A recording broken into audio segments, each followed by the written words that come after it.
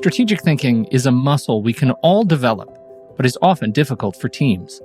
This is because the thinking and ensuing conversation demands stepping back from what we want to do and why we want to do it. Defining a strategy for your institution to thrive in this economy is an ambiguous yet important question and requires exploring shifts in culture, embracing alternatives, and using the collective imagination of the team. The act of strategic thinking is not linear or focused on delivery of daily work. This episode builds on two previous conversations on strategy, being a strategic communicator and learning how to headline your key message. In this episode, we'll focus on the key factors to bring strategic thinking to your work that asks the big questions.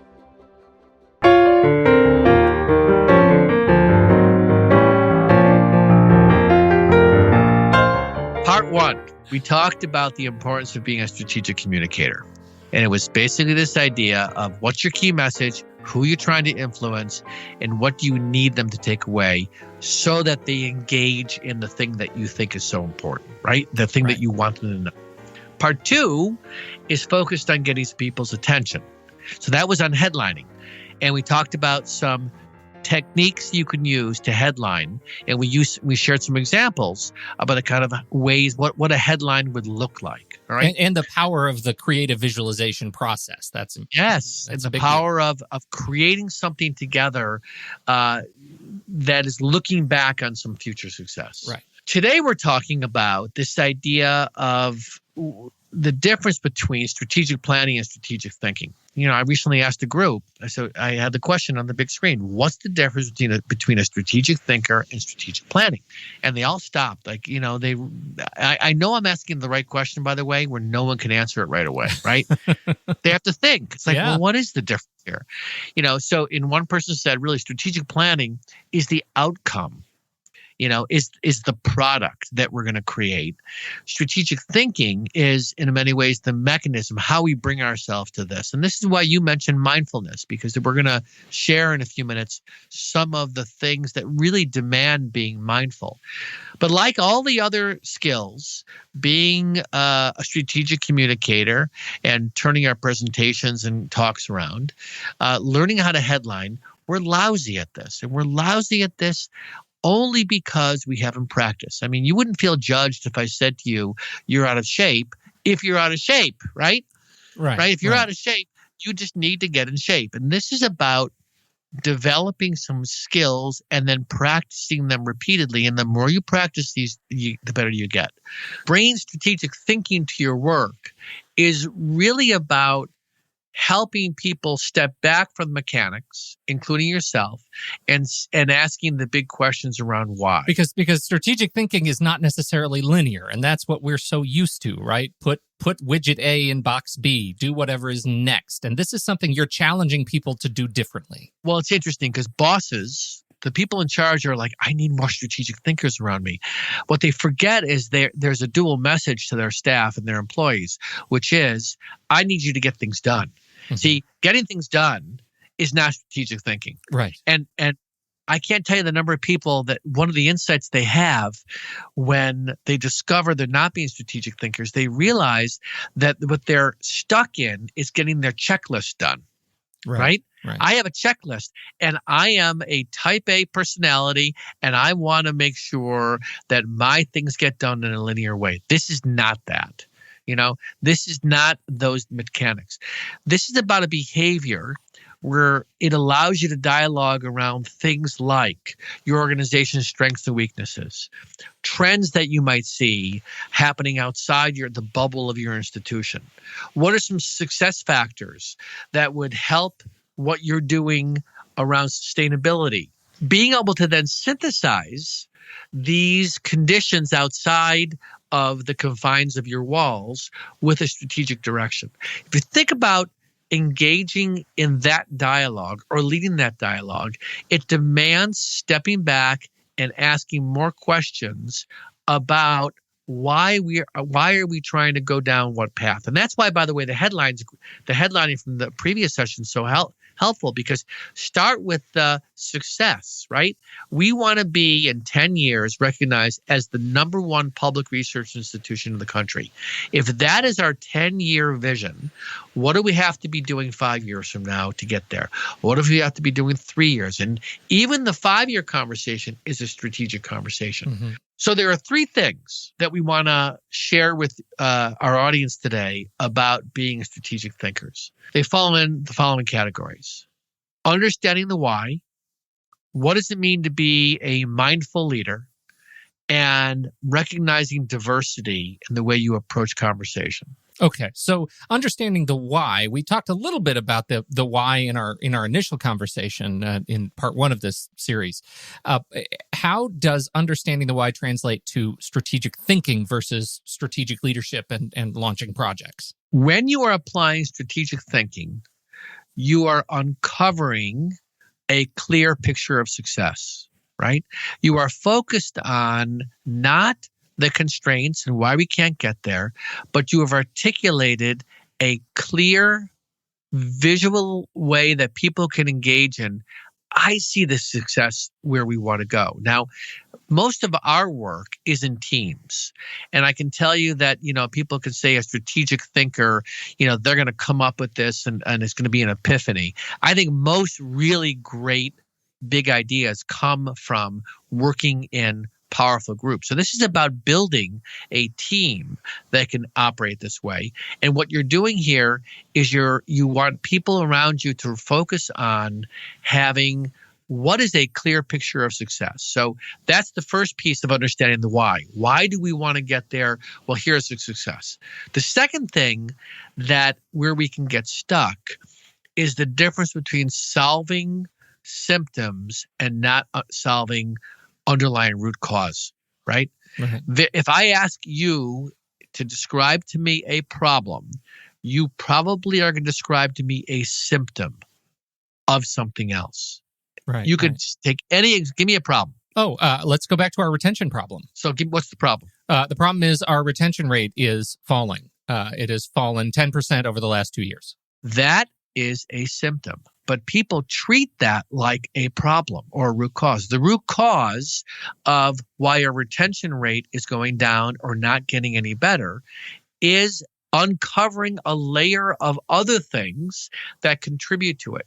If we're going to be strategic thinkers, we have to not fall into the trap of thinking that we're solving the problem when in fact all we're doing is solving symptoms. You know what the other implication of that, when you go back to understanding the why and having a clear picture of success, it actually invites you to have or to develop as a team a clear understanding of the implications of the success, right? What is the impact on us as faculty, as administrators, as trustees, if we achieve this goal? There will be a positive impact for us, and that as a whole institution or department or team will allow us to be successful and achieve those goals. So I think that's an important thing. Understanding the implications of why we're doing this is really, that's what gets us back to the why, to actually living the why and not just hearing somebody else say it. That's right. Yeah. That's how, and people will connect with it in that way. That's excellent. Yeah, I think so too. If you're doing it right.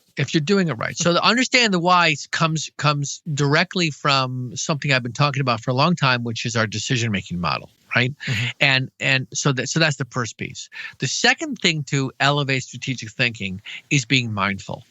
And one way to be mindful is you have to stay calm in the face of frustration.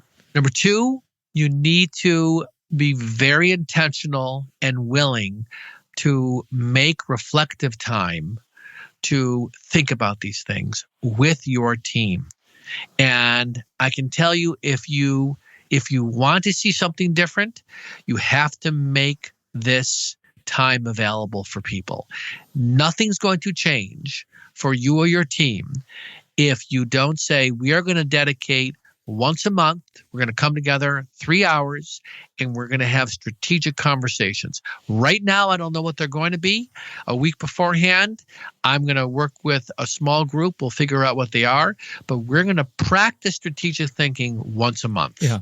The biggest constraint is just making that commitment. And even though you may not be convinced that is time well spent, I promise you 6 months later, your team and you are going to say, we can't not do this. We have to keep doing this. This is kind of the, I don't even know if they do it anymore. This goes back to the legendary, maybe it's a unicorn process, the thing that they don't see too much anymore, but it's the Google 20% time that was so impactful in all of our leadership discussions some years ago. I don't know if they do it anymore. The whole idea that everybody gets 20% to do whatever project they think is going to be most powerful to the organization. It's a similar mentality. You don't know what the outcome is going to be of that time. And it's such a linear reaction to say, because I don't know how it's going to be used, we shouldn't do it. Because I don't know what the outcome is of this mindful process, then we probably shouldn't do it. It's not an effective use of time. But you have to have a little bit of faith, right? That coming together and doing this will yield results. That's right. And what will happen is, all it's going to take is on 6 months when you look back and you start to see the threads from this creative thinking bearing fruit on existing work, you're going to see the connection. But you have to suspend some disbelief if you're doing this for the first time. You must focus on and accept and really embrace the idea that progress is more important than perfection. This is where the mindfulness is, right? You hear this all the time, the idea of the process is as important, if not more important, than the outcome. Right. Now, we don't work like that in business. We in our work lives, it's about the outcome. But we lose so much when we don't see progress as a form of success, as opposed to we didn't get there yet. Here's a great quote. It is to live a creative life, we must lose our fear of being wrong. Joseph Pierce. To live a creative life, we must lose our fear of being wrong. I think most of us spend our adult lives focused on avoiding being wrong. Well, and what's so beautiful about that is once you internalize that as a team, you realize that progress will yield many smaller successes. You will be better at breaking down big, audacious projects into smaller successes that you can celebrate together, and you'll actually achieve more. This is not about saying, we're okay with not being accurate and not getting things right and publishing and producing bad classes and, producing errors because we're still moving forward. It's okay if it's wrong. It's about saying, let's break this down into small things that we can celebrate on a daily basis and achieve more accurately.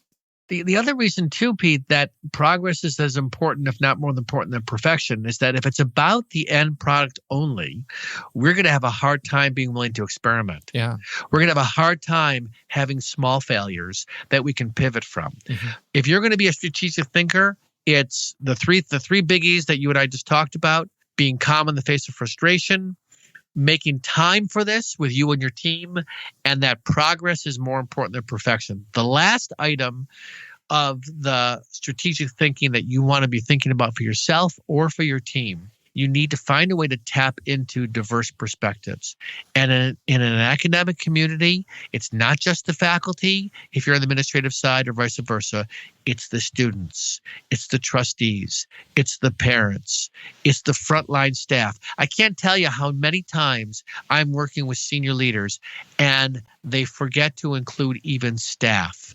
And staff meaning the people who are on the ground doing the work, interacting with the people we're trying to serve. And what we do instead is we just develop surveys and focus groups, as opposed to bringing those people in that really understand what's going on. We need diverse perspectives and points of view if we're going to get a great outcome. That is incredibly important to me, too. The idea that a diversity of population yields a diversity of experience. Leverage that. There is no better population to be able to leverage that than a university. It's one of the core blind spots I think we have in university administration and leadership, is that we don't tap enough into that diverse perspective. This has been a great conversation, Howard. Thank you so much for your time today. It's always a pleasure, Pete. You know how to keep it real. Oh, there you go. Yeah. Thank you, everybody, Fist for bump, downloading fist bump. Virtual Fist Bump. On behalf of Howard Teibel, I'm Pete Wright, and we'll catch you next time on Navigating Change, the education podcast from Teibel Inc.